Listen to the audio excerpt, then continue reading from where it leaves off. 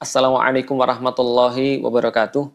Kalau kita berbicara tentang penjajahan yang ada di bumi Palestina oleh Israel, semua itu tidak diawali kecuali oleh penjajahan pemikiran terlebih dahulu. Kerusakan yang mereka buat yang bersifat fisik itu tidak lain didahului oleh kerusakan yang mereka buat di dalam kepala-kepala kaum muslimin. Misalnya dengan cara seperti apa? Misal, mereka menanamkan pemikiran-pemikiran untuk memisahkan muslim yang satu dengan muslim yang lainnya. Mereka berkata pada orang-orang Arab misalnya, kalian kan Arab, kok kalian mau untuk dipimpin oleh orang Turki? Maka Arab berpisah dengan Turki. Mereka berkata pada orang-orang Turki, kalian sudah berusaha untuk memberikan keadilan pada mereka, kok mereka malah melakukan bugot, mereka malah melakukan makar kepada kalian. Maka berpisahlah orang-orang Turki daripada orang-orang Arab. Maka orang-orang Arab pun dipisah-pisah lagi. Ini yang dilakukan oleh mereka, orang-orang yang tidak suka kepada Islam sebelum mereka melakukan penjajahan secara tanah.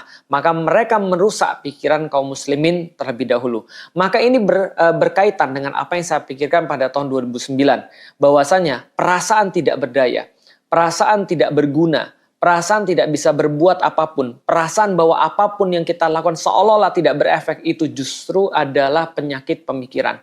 Maka betul, pembebasan pemikiran itu lebih dulu daripada pembebasan tanah.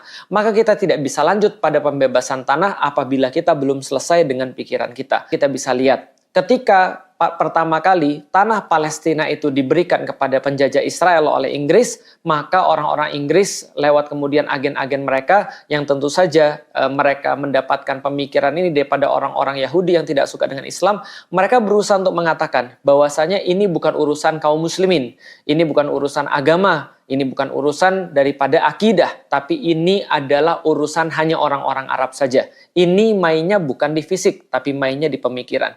Ini bukan urusan kalian kok, ini bukan urusan antara Yahudi dan Islam, ini bukan urusan agama kok, ini bukan urusan akidah kok, tapi ini hanyalah urusan orang-orang Arab. Ini hanyalah urusan orang-orang di sekitar situ saja. Maka diperkecillah dari urusan muslim menjadi urusan orang-orang Arab.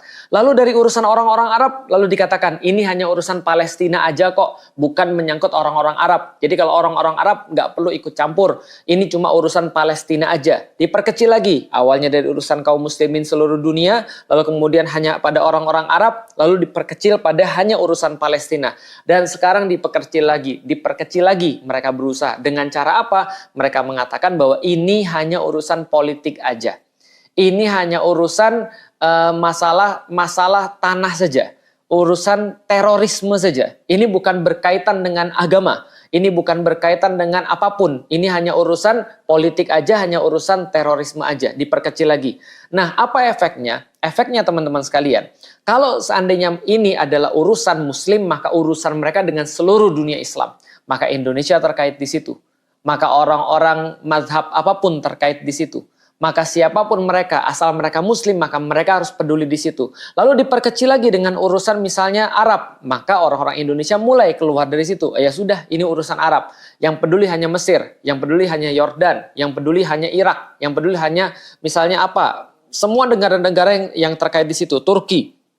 Lalu kemudian diperkecil lagi. Ini bukan urusan Arab kok, ini cuma urusan Palestina aja. Maka orang-orang mulai mundur dan hanya orang-orang Palestina yang dibiarkan berjuang sendirian. Dan kemudian diperkecil lagi, ini hanya urusan politik, hanya urusan Hamas saja. Maka seolah-olah Hamas ditinggalkan, dipisahkan daripada kaum muslimin di Palestina. Maka penjajahan pemikiran ini selalu mendahului daripada penjajahan tanah. Orang-orang yang mereka sekarang mereka membela orang-orang justru Yahudi. Mereka tidak bisa membedakan siapa yang penjajah dan siapa yang dijajah. Mereka tidak bisa membedakan mana korban dan mana yang biadab. Maka inilah orang-orang yang isi kepalanya sebenarnya bermasalah. Bukan dari fisiknya, tapi isi kepalanya terlebih dahulu.